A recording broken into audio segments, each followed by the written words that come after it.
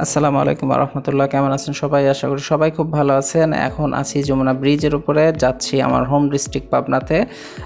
উত্তরবঙ্গের সকল জেলা এবং বিভাগে যেতে হলে এই যমুনা ব্রিজের উপর দিয়েই যেতে হয়। এই ব্রিজের একসময় অনেক জৌলুস ছিল, এখনও আছে, কিন্তু এই ব্রিজটা একসময় সবচাইতে বড় ব্রিজ ছিল। এই ব্রিজটা অনেক দূরের থেকে মানুষ আসতো দেখতে। এই ব্রিজের উপর নতুন বাইক কিনে অনেকে স্পিড টেস্ট করতে আসতো, টপ স্পিড উঠাইতে আসতো। যাই হোক, এই ব্রিজটা এখনও অনেক সুন্দর। ব্রিজের উপরে এখন খুব বেশি স্পিড উঠানো যায় না, স্পিড লিমিট করে দেওয়া আছে, 80-র উপরে উঠানো যাবে না। একটা পিলার পরে পরে পিলারের সাথে সিসিটিভি ক্যামেরা এবং স্পিড মেশিন বসানো আছে, যেটা দিয়ে নিয়ন্ত্রণ করা হয়। ব্রিজ থেকে নামার পরে যে একটা সার্কেল আছে, মোড় ঘুরবো, ওখানেই কট করে ধরে ফেলবে যদি ওখানে মোবাইল কোড থাকে আর কি। যাই হোক, আমি 80-র মধ্যেই থাকার চেষ্টা করতেছি, যদিও মাঝে মাঝে 82, 84, 85 উঠে যাচ্ছে। সেটা আসলে রাস্তাটা, ব্রিজটা আসলে খুবই সুন্দর, যে কারণে অটোমেটিক্যালি আসলে উঠে যায়। এখানে অনেক সময় 4-5 স্পিড আশা করি তারা কনসিডার করবে। আমি চেষ্টা করি এখন লিমিটের মধ্যে রাখতে। ডান পাশে দেখতে পাচ্ছেন যে নদীর মধ্যে আরও একটা ব্রিজ হয়েছে, যেটা আসলে নতুন রেল ব্রিজ। রেল সেতুটাই যমুনা ব্রিজের সাথে যে অ্যাডজাস্ট করা ছিল, সেটা এখন আলাদা করে দেয়া হয়েছে আর কি। যাই হোক, ব্রিজটা খুবই সুন্দর, আমি খুবই এনজয় করি। ব্রিজের উপর যদিও দাঁড়ানো নিষেধ, আমি যদি দাঁড়াতে পারতাম তাহলে হয়তো বা আর একটু সুন্দর করে ভিডিও করতাম, দুপাশে ক্যামেরা দিয়ে আর একটু দেখাইতাম, কিন্তু এখানে দাঁড়ানো যাচ্ছে না।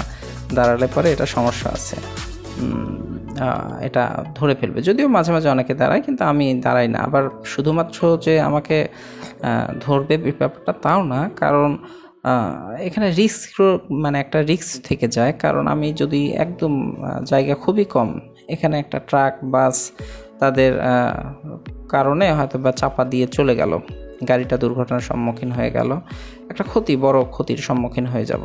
নিরাপত্তার কারণে আসলে আমাদের দাঁড়ানো নিষেধ।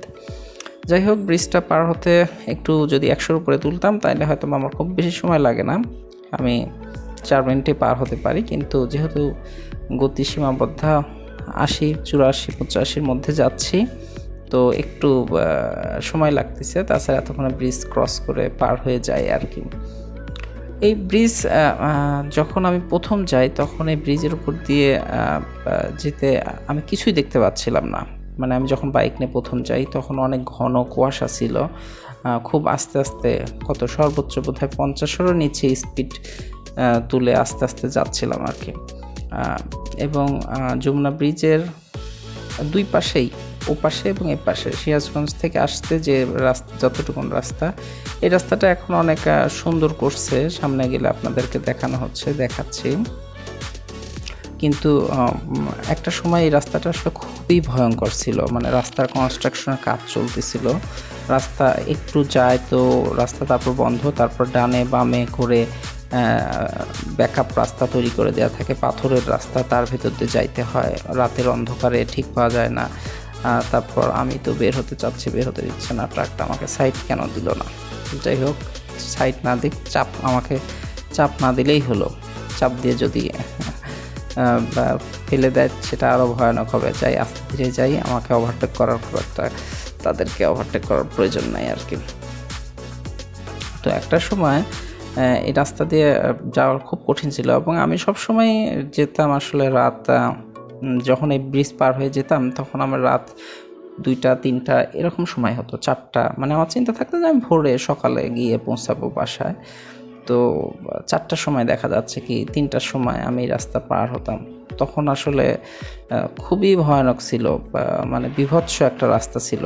মানে এইটুকুন পার হতে আমার খুব টেনশন হতো এবং খুব খেয়াল থাকতে হইতো যে হলো কি হয় আর কি। যাই হোক, এই যে এই সার্কেলে চলে আসছি। এখানে এই যে বাম পাশে দেখতে পাচ্ছেন যে পুলিশ, আইন শৃঙ্খলা বাহিনীর সদস্যরা আছেন, তারাই আসলে মাঝে মাঝে স্পিড গান নিয়ে ধরে ফেলেন এবং চেক করলে পরে ধরে ফেলে এটা আসলে। যাই হোক, আমাদের গতি সীমাবদ্ধতার মধ্যে রাখতে হবে। এই যে দেখতে পাচ্ছেন এখন যে রাস্তা দিয়ে যাচ্ছে, এটা পার হওয়ার পরের থেকে রাস্তা খুব খারাপ ছিল। তখন 1 লেন ছিল, এখন তো 4 লেন করে দিয়েছে, অনেক সুন্দর এবং অনেক স্মুথ। মানে ঢাকা টাঙ্গাইল হাইওয়ে থেকেও নতুন রাস্তা আর কি, চকচকা মসৃণ, সবসময় 100-র উপরে তোলা যায় আর কি। যদিও কোথাও কোথাও এখনও ফ্লাইওভারের কাজ, লেফট রাইট অনেক সাইডের কাজ বাকি আছে, কিন্তু রাস্তাটা এখন অনেক সুন্দর, রাতেও এখন নিরিবিলি যাওয়া যায়। কিন্তু যখন আমি পার হতাম তখন আসলে খুব খুব কষ্ট হয়েছে আমার, অনেক রাতে আমি এই ভয়ঙ্কর রাস্তাগুলো পার হয়েছি, খুব কষ্ট হতো। বাস বড় গাড়ির সাথে কম্পিটিশন দিয়ে যাওয়াটা আসলে খুব টাফ। যাই হোক, আমি খুব ভালো চালক না, তারপরও আপনাদেরকে যারা বাইক রাইড করেন তাদের জন্য একটু সাজেস্ট করি, সেটা হলো বাইক রাইডের সময় সবসময় আপনারা খেয়াল রাখবেন, মানে মাথা ঠিক রাখতে হবে, মাথাটা ঠান্ডা রাখতে হবে। দ্বিতীয়ত হলো আপনার গাড়ি সম্পর্কে ভালো বুঝতে হবে যে গাড়ির আসলে ব্রেক কিভাবে কাজ করে, ইঞ্জিন কিভাবে কাজ করে, আমার গাড়ির কন্ডিশনটা কেমন, আমি কত স্পিড উঠাতে পারবো এবং কত দ্রুত ব্রেক করে আবার সেটা থামাতে পারবো, এই সকল দক্ষতার উপরে আসলে নির্ভর করে। এছাড়াও কিছু বেসিক আইকিউর বিষয় আছে, সেগুলোও মেইনটেন্স করা দরকার। যাই হোক, আমি খুব বেশি ভালো চালক না, আমি একজন ছোটোখাটো রাইডার। তো যাই হোক, আপনারা মেইনটেন্স করে গাড়ি চালাবেন, আমিও চালাবো ইনশাল্লাহ। এই যে এখনও ফ্লাইওভারের কাজটা চলতেছে, এখন এই যে নিচতে যাচ্ছি, আর কিছুদিন পরে উপর দিয়ে ফ্লাইওভার দিয়ে সাই করে চলে যেতে পারবো। যাই হোক, আমি আজকে অনেক বেশি কথা বলতেছি। আজকে প্রচুর রোদ, এই রোদের মধ্যে যাওয়াটা আসলে খুব কষ্ট হয়ে যাচ্ছে। আপনারা হয়তো বা চকচকা দেখতে পাচ্ছেন, কিন্তু আমি গরমে একদম হাঁপায়ে উঠছি। সামনে কোথাও আসলে দাঁড়াতে হবে, একটু ঠান্ডা একটু পানি অথবা আখের রস খাইতে হবে এবং একটু বাতাসে রেস্ট নিতে হবে, কমপক্ষে 20-30 মিনিট।